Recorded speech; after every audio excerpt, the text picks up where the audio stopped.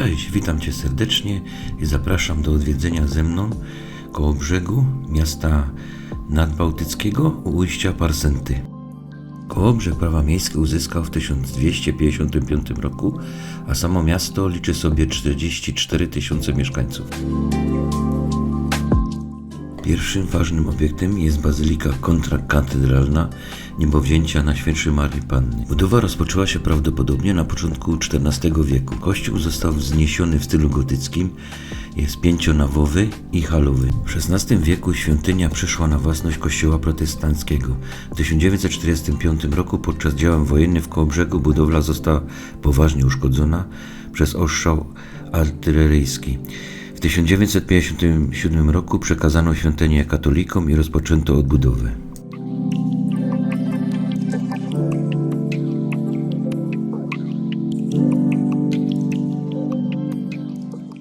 Wewnątrz znajdują się gotyckie stalle z 1340 roku autorstwa Hermana Waltera. Szczelnica z brązu z 1355 roku, 4 filary wewnętrzne są odchylone od pionu do 60 cm z powodu niestabilnego terenu.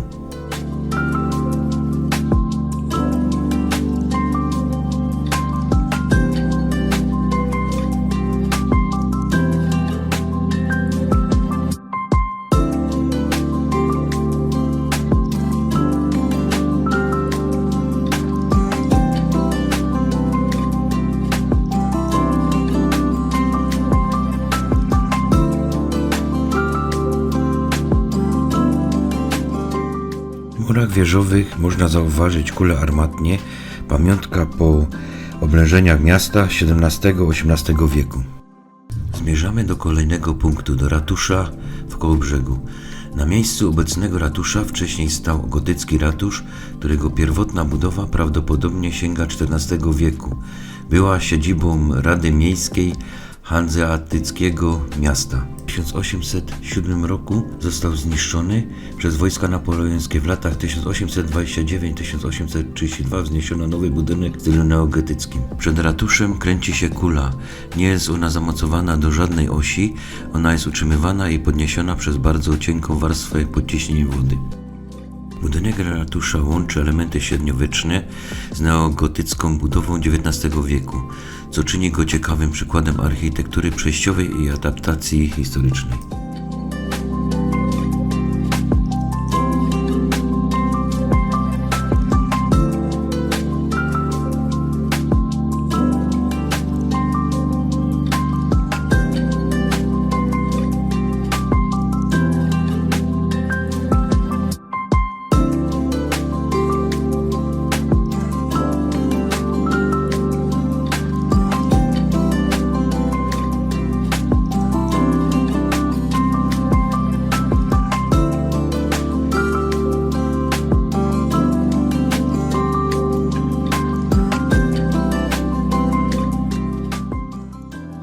Zmierzamy dalej ulicą Gierczaka.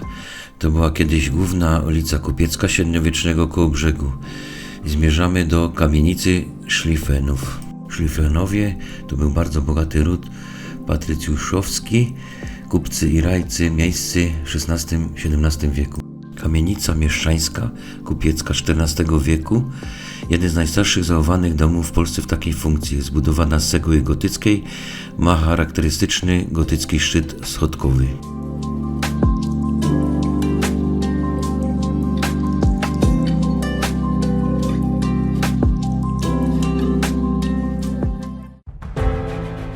Kolejnym moim ważnym punktem jest Muzeum Oręża Polskiego. Jest to muzeum wojskowo-historyczne pokazujące historię zbrojen wojskowości i walk o Kołobrzeg oraz dzieje polskiego oręża na przestrzeni wieków.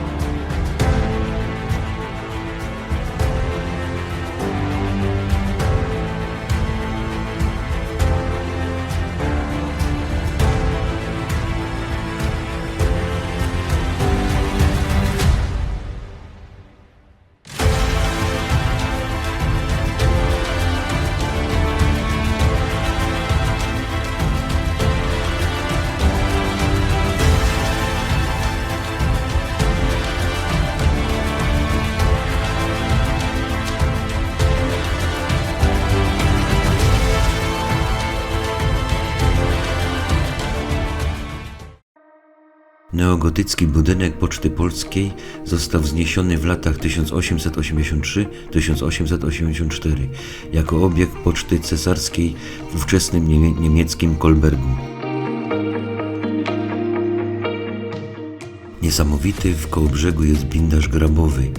Jest to specyficzny element architektury ogrodowej, polegający na obsadzeniu dwóch stron alei drzewami, najczęściej grabami albo lipami, które dzięki formowaniu stelażom łączą się nad ścieżką, tworząc rodzaj zielonego tunelu lub sklepienia. No i docieramy do portu.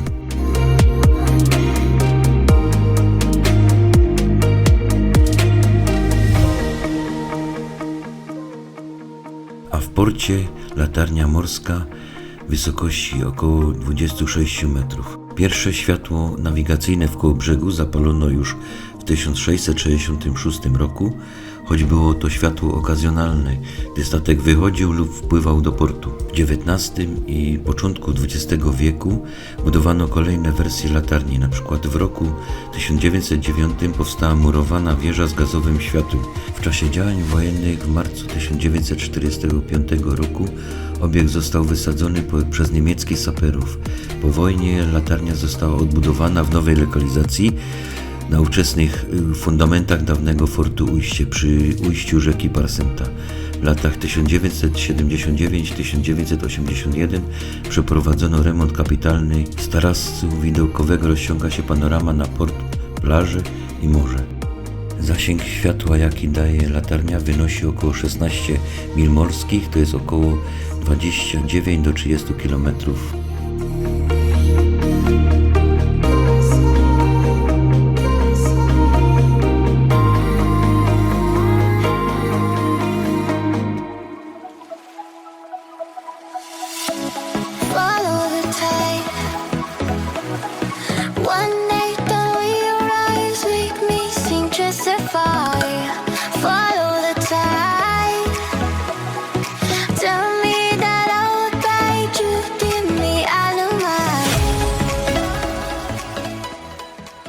Nie wiem, jakie odnosicie wrażenie, ale coś mi się wydaje, że nasz Bałtyk się nieco oczyścił.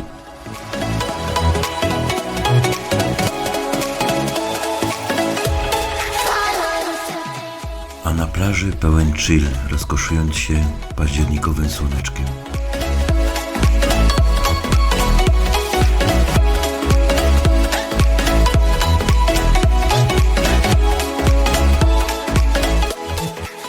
Ważny w Kołobrzegu jest pomnik miejsca zaślubień Polski z morzem.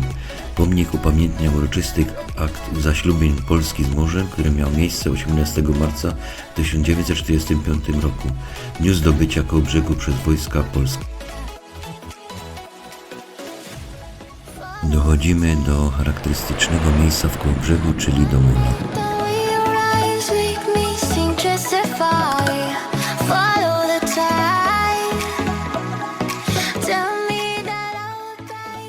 Wstęp niestety jest płatny.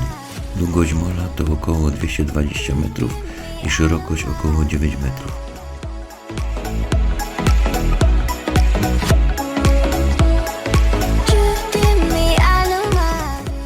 A na molo powitała nas na jednej nodze mewa srebrzysta.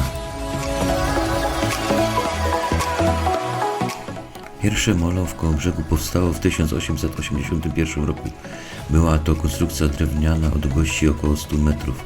W czasie II wojny światowej molo zostało zniszczone. Nowa żelbetowa konstrukcja powstała w latach 60. i 70. XX wieku i otwarta w 1971 roku. W 2014 roku przeprowadzono gruntowną modernizację. Na końcu molo znajduje się głowica, poszerzenie, które pełni funkcję przystani dla małych statków wycieczkowych. Jest tutaj także mała kawiarenka.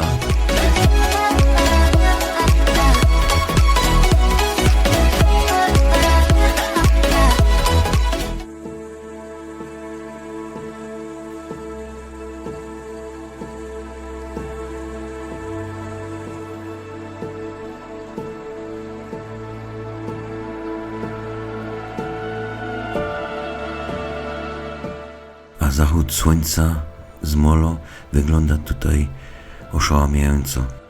W szczególności jak się ma anioła obok siebie.